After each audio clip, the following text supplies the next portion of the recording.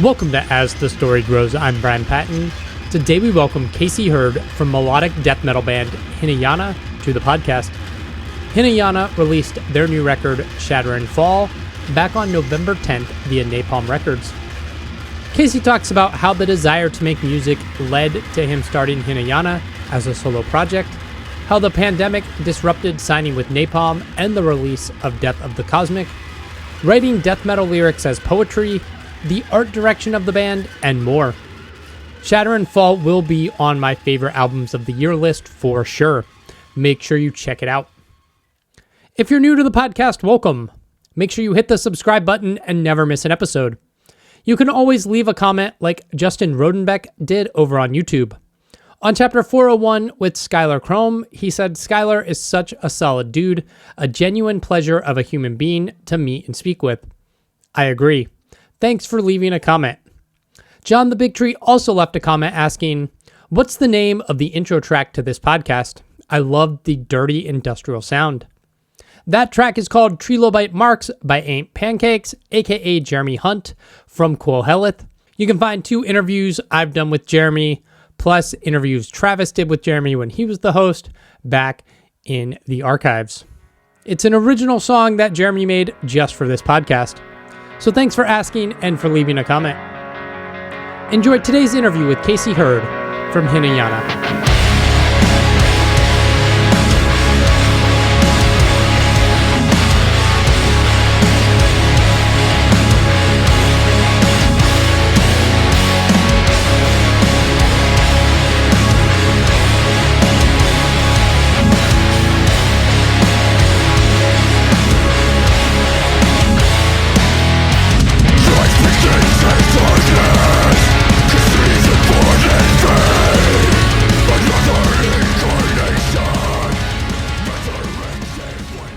Yeah, Texas has been really hot. That's we're looking forward to doing the tour. You know, can't wait to escape the heat. It'll be nice. It'll be nice to get out of the 100-degree heat here, and thank God we're finally getting some rain. We're about to be in Europe, so it'll be nice out there at least. Yeah, man, it's still 100 degrees out there. I mean, it was in the 90s, like just the other day. You know, it's fall, but it's fall in Texas. You know, we don't have a real fall. we have a brutal summer. We have like a few weeks of fall, and then there's kind of like a winter, and then it goes back to, you know, it just gets hot again at a certain point. Yeah, man, that's bananas. Did you grow up in Texas? Yeah, I grew up in Dripping Springs, Texas. That is about like 20 miles west of Austin, Texas. So, you know, I tell people I'm in Austin, but I actually live in Kyle right now. So that's about that's 10 miles from Austin, south of Austin. So kind of outskirts of Austin is where I grew up and where I live now. But it's all the same area, you know. Nice. What was growing up like? Yeah, I mean, growing up out there in Dripping Springs, like I always tell people, like, you know, as far as being a metalhead, like, I mean, there weren't a whole lot of guys playing this kind of music out there. So it was pretty isolated as far as being a musician goes and playing this genre. You know, it wasn't until I actually made it to Austin that I started like really meeting other musicians and started forming the band as a full band. Before then, it was really just, that was one of the reasons that I started it as a solo project, was just because, you know, there was nobody else to play with out there, you know, and if they were into metal, they weren't into that kind of metal, you know. So right. Very specific niche genre that I was doing. Yeah, that's wild. What got you into music and maybe specifically like metal? What made you a metalhead? Yeah, so I mean, what got me into music, there was always, like, for instance, my dad is a musician. He's been playing in a band for over 50 years. Of course, he does country western swing. And so that's a whole world apart from what I do. but just like you got there in your office or whatever, I could see those drums and bass, guitar. Yeah. That was how my house was, like, growing up. So there was always, like, music equipment, and there was always gear everywhere. So there was no shortage of guitars to pick up and noodle on and play with and stuff growing up. My dad, he's a singer and guitarist in his band. And so I spent a lot of a lot of my nights as a kid, plenty of nights were spent in honky tonks here in Texas, seeing him do his thing. And so that was always a reason that I wanted to, that was always inspiration for me. Though when I was a little kid, I didn't appreciate it as much as when I got older. I started getting older, started getting more into music. Yeah, we started with me and my brother were getting music at the same time. We started with the classics, start with like listening to Aerosmith and Led Zeppelin and AC/DC. And I remember at a certain point, I really wanted to be Angus Young, love me a good SG, I think that was like one of my favorite things was have my parents take me to a guitar store and, I get to play an SG or something like that. That was like my first guitar was an Epiphone SG.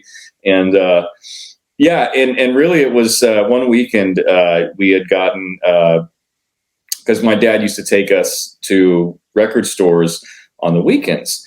And so one weekend, for some reason, we just decided to pick up a Metallica CD, and it was the Black Album. And just hearing those first palm muted notes when we threw it in the car, like just from Enter Sandman, that was it. I was sold. I knew I really liked that sound. That was the sound. And that was something that like stuck with me. And after that, it was shortly after that, I think that summer we had gotten tickets to Ozfest 2006. And we went out to Ozfest and seeing that festival and just experiencing that whole thing. That was life changing. That changed my life path. The rest is history, man. Like just going out, the energy and everything, and just seeing that whole thing take place. Just being out there was, that was an epic experience for a kid my age. I was like 10 or 11 or something. So that was kind of that was what got me into heavy music. I knew after that I wanted to do it. You're like, time to grow my hair out and get a battle vest. Exactly.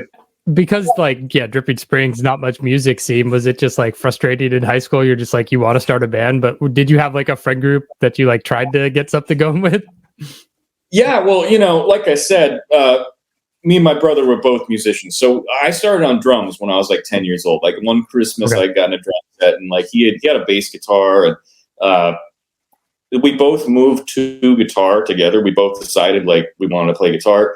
And so, it was, we both learned together. We were self-taught. We weren't taking lessons or anything like that. We were just looking at like guitar tabs on Ultimate Guitar and stuff like that, and learning how to play some songs. And he had a couple friends. I didn't really have any friends that played music. He had a couple friends, but I was always playing with those guys. So I was playing with my brother and my older brother and his friends. And that was kind of, we had a couple friends that we were jamming with and we would have fun playing with. But that was kind of it. Like, there was a couple guys like that we would go to like some of these shows with and festivals with and stuff like that. But like I said, it was pretty isolating, being out there. I think I had one friend who was a musician. He wasn't like super into like metal, the same kind of metal though. And so it was always a struggle. There was like, there wasn't like no perfect like story of like, 4 childhood friends who like start a band or whatever, you don't get that in Dripping Springs, Texas, playing this kind of music. But I did have my brother and his friends to play with, and there was I'm very fond of those years too. It was really great, and I'm just doing that. But that was something that was part of the challenge,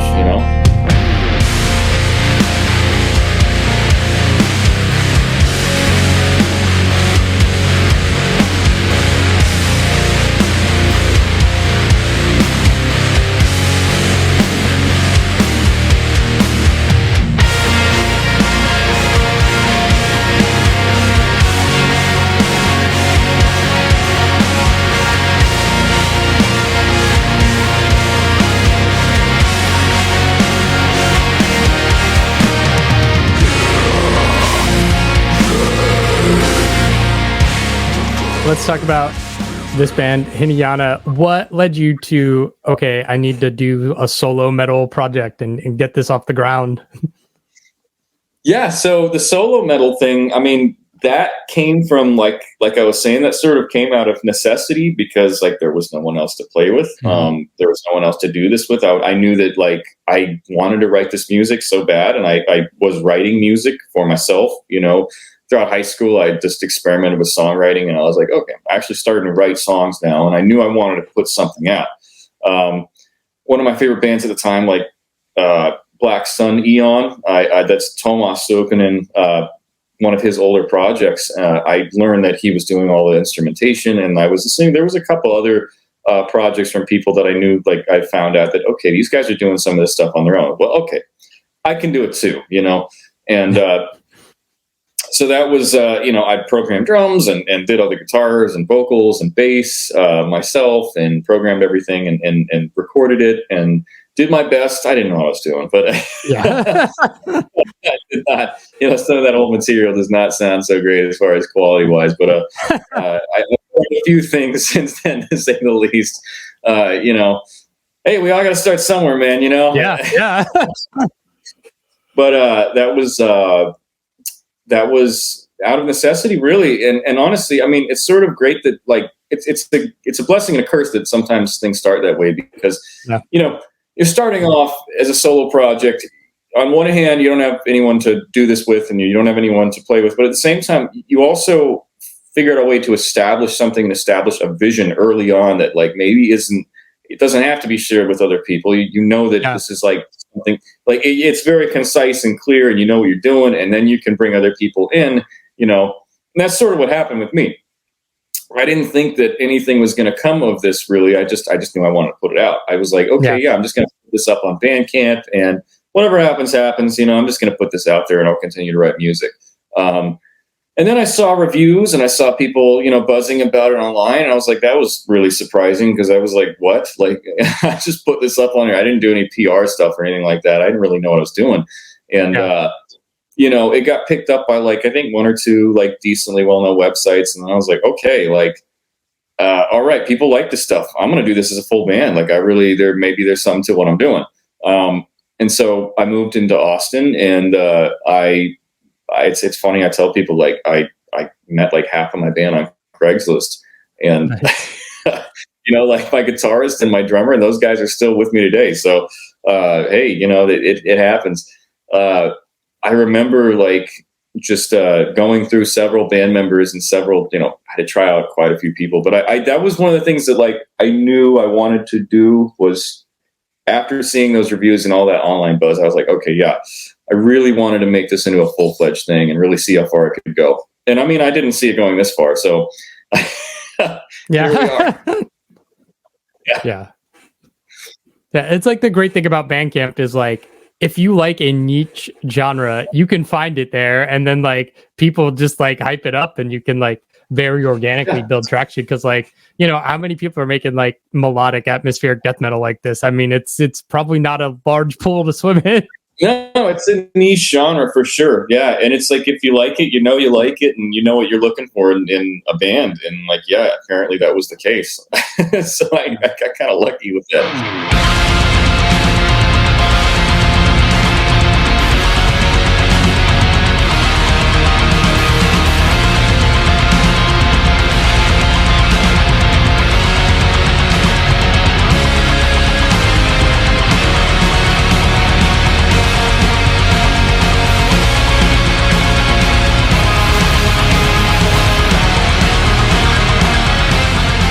How'd you come up with the name? Are you Buddhist? I get this question sometimes. No, I thought that I really liked the Sanskrit meaning of the word, and I kind of like the idea within Buddhism of, like, this lesser path and this this humble path to enlightenment.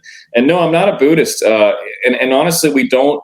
These days, we don't make the band center, like, we don't make the identity of the identity of the band center around the band name. And it's one of those things that, like, yeah, I mean, it's a band name to us. I think there's something cool about it. I again, like, I created it with, like, zero awareness of, like, how far it was going to go or anything like that. So it was like, okay, yeah, that was a cool band name, cool word, cool band name. I like the idea. I am a spiritual person, and I do like some of the ideas in Buddhism and Eastern religions and stuff like that. But yeah, no, I think it's something, I mean, it's one of those things, we're stuck with it now, so we're going to roll with it. But, it's just one of those things, like, you're 18 years old and you're making a band, and you come up with something cool. And yeah, so that's kind of the origins of that is the Sanskrit thing more so than like Buddhist thing specifically. Nice. Gotcha. How did you guys get connected with Napalm Records? I mean, like right when COVID is hitting, right? I know. So actually, we were reached out to a year before COVID hit, and Okay. we believe that it was through because Nature Gang in Bygall, he had his band Tenger Cavalry, and I believe he had posted something on social media about working with us with his Morincourt, the Horsehead Fiddle, on one of our songs, and I believe that is how they discovered us. If I had to guess, I'm not entirely sure, but one of Napalm's A&R reps reached out to us on social media and wanted to have a discussion. And so from there, we moved on and we moved forward with it. And we had, this was perfect because we were just finishing our EP and filmed a music video and all that stuff during his communications with them. And so we had an EP and we had this potential deal. And then, like you said, COVID hit. And this whole thing, it's really a tough time period for us because on one hand, we had the EP was in their hands and in limbo. And then our record deal wasn't fully penned yet. It took a long time to pen that record deal. You know, sometimes it does. There's contracts and back and forth that have to happen and adjustments and things that have to be made. And that's just how everyone should go about doing a record deal if they're not doing it like that. And so during COVID, I mean, we weren't sure what was going to happen. We're like, are we going to get signed? Our musical career going to take off? And is this whole thing going to blow over? Or is this the end? Is this like our thing is in limbo and we're not going to get even release this because it's tied up in the label and the contract and all this stuff? And so it was a super stressful time period to be having things like in the air and uncertainty and like, what are we doing? You know, what's happening? Thankfully, we got through it. We got the deal signed. We got the EP released. And, that was a super pivotal point for us in the band. Yeah. Our EP drops August of 2020. Like, I mean, not a great time to release an album, but like, what was that experience like? Was there just like excitement of like, it's finally out on Napalm Records? Yeah, that was sheer excitement. Yeah, that was sheer excitement because we had never gotten that kind of PR before. And honestly, it was a blessing and a curse because we couldn't do the touring for it like we wanted to. And finally, that was what was great about last year was finally we were able to tour for the EP that we never got to tour for. So like last year, for instance, we toured for Death of the Cosmic. And that was like a 2-year overdue event for us, you know, and thankfully the music industry was back full swing at that point. It's like, all right, we finally were able to do it. But releasing that during 2020 was super. I mean, we were excited, and the blessing part was that, like, really, like a whole lot of bands were delaying their releases because of the pandemic and because of COVID. Yeah. We got more press and more PR and more attention because, like, there was just less stuff going on at that point, you know? So that was sort of one of the blessings about it. It was just we got a whole lot of traction because, like, I mean, not a whole lot of the people were doing a release at that point, you know, at that time of the year. And that time period in general, like, just wasn't happening a whole lot as much as it is now. So yeah, excitement, and it was more excitement than anything. I mean, people had asked me a few years ago, "Hey, you know, does it suck that you're not touring for this?" I mean, we're just happy to get it out. You know, yeah. we had been sitting on the finished product for a year, and so we're just like, God, finally we can release this thing. So yeah.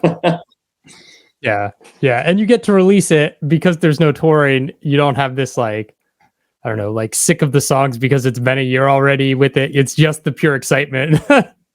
Exactly. Yeah. Well, thankfully this time's a little bit different, you know. So thankfully this time we're great. We're doing straight into a tour. It's being released. Shatter and Fall is being released on the tour, actually. So nice. We're going to be touring when it's being released. Yeah, that's great. I'm curious about the visual element of the band and specifically like album artwork, because this started as a solo project. Are you the head of all the visuals for albums, or is there somebody you've worked with? Yeah. So in the past, I'd always been like I've always been the person who's in charge of the visual element. For instance, I do graphic design and stuff, and I've been working with Photoshop since I've been in middle school. And I do like all the design stuff for even for the EP that we did last.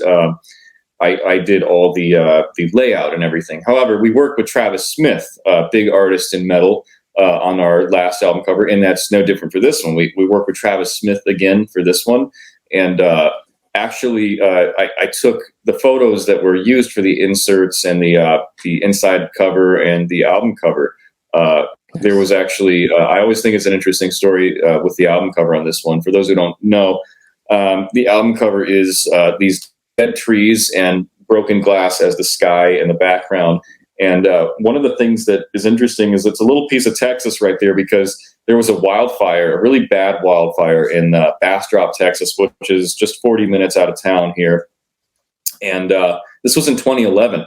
And it was apparently the most destructive forest fire in Texas history. And it was caused, I believe, just reading about it, it was caused by like something dumb, like a power line was too close, and it was a windy day, and just this ancient forest that would, this ancient pine forest was burned down to the ground just because of this. I mean, and so like I thought that was a cool kind of story to represent like fate and consequence, and just some of the themes that were portrayed in the album, and also relate back to Texas, where we're from.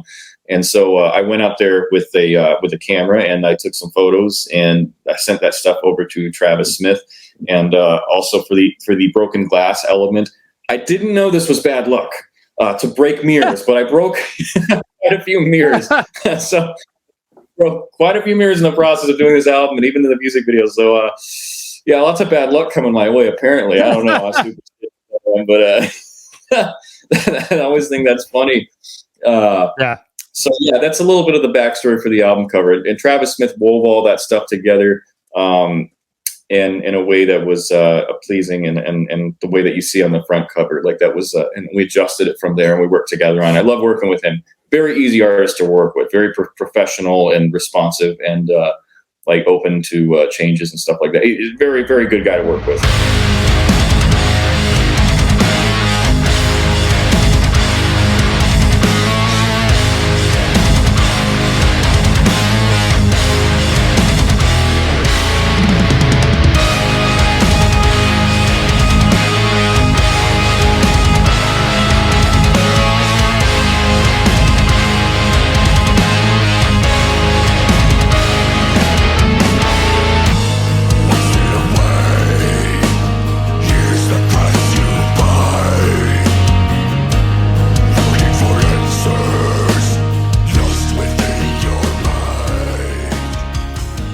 Album's called Shatter and Fall. Where'd the title come from? The title actually comes from some lyrics in the closing track on our first album. The track is called Conduit Closing, and there's a lyric in there that there's a line that's light that would shatter and fall. And I just thought that was a great name to represent, like, and a great piece to pull from and represent the themes of the album about, consequence and fate, and just this underlying grief, things in this world can be shattered and broken, and we all shatter and fall sometimes. Everybody has their own downfall at some point in their life, whether some dark place, that we go to. And I felt like it really played well with the as a sort of a sequel thematically to Death of the Cosmic too, which was about like the destruction of nature and these other things. And so I thought, building on that and pulling from that and building on that, looking at the consequence element for the next release was really good. It was a really good idea. And then also making it more personal and more of it was more of a personal theme, for me. And I wanted to be more relatable, whereas Death of the Cosmic was more worldly, big subject material, larger concepts. And this one's more down to earth, and this one's more personal. And so that's sort of what I wanted. And that's sort of where the name comes from, and album cover and all that stuff. Nice. Yeah, reading through the lyrics, like, they're very poetic. Like I try to explain to people, I'm like, no, death metal lyrics can be very poetic and beautiful. Like, what inspires you as a lyricist, and specifically on this album? Yeah, so you said more personal stuff. Yeah. So first of all, thank you.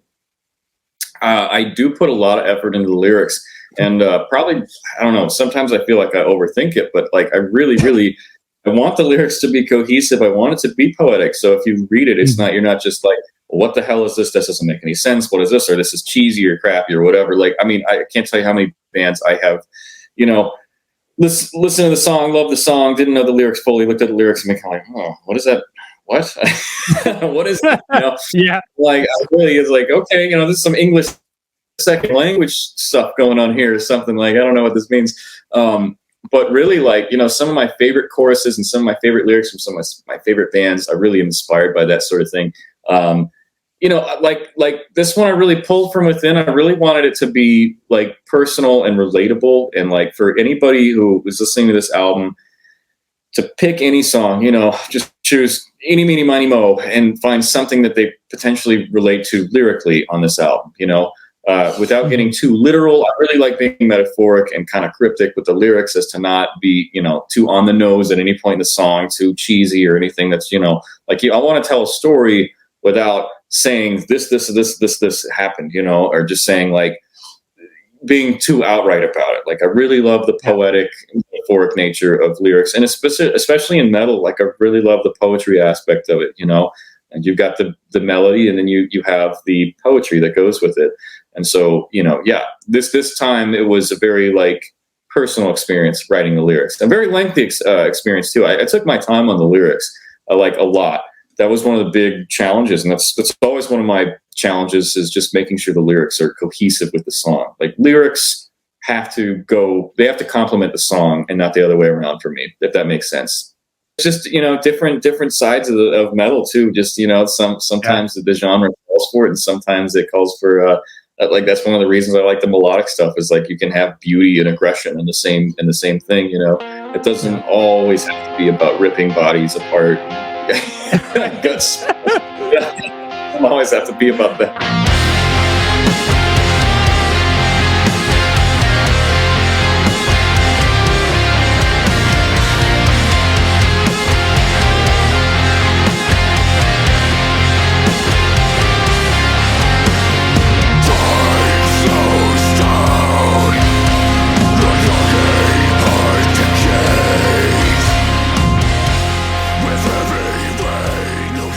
You guys are heading over to Europe for some tour dates.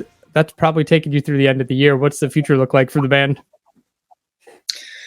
Yeah, so very next thing after our European tour is we're trying to get on a United States or North American tour. So that is going to be the next thing for us. You're going to see more promotional material coming from us. There's going to be more videos, more visual stuff. And yeah, that's really the biggest goal for us is just getting our name out there, doing more press, doing more stuff like that. And hopefully getting on stages in North America, because that's super important to us. As much as we really can't wait to see our European friends again and get on the stage there. It's a huge endeavor. It's a really big deal going over there, and it's the cost of it is more, and it's just more stuff logistically to worry about. So we'll have an easier time doing the North American stuff for sure. I mean, I tell people it's hilarious. I think it's hilarious and kind of ridiculous. We're about to do our second European tour here before touring North America, and you know, so we're trying to really get our foot in the door over here next time. Yeah, and so that's what you can expect in the future. So yeah.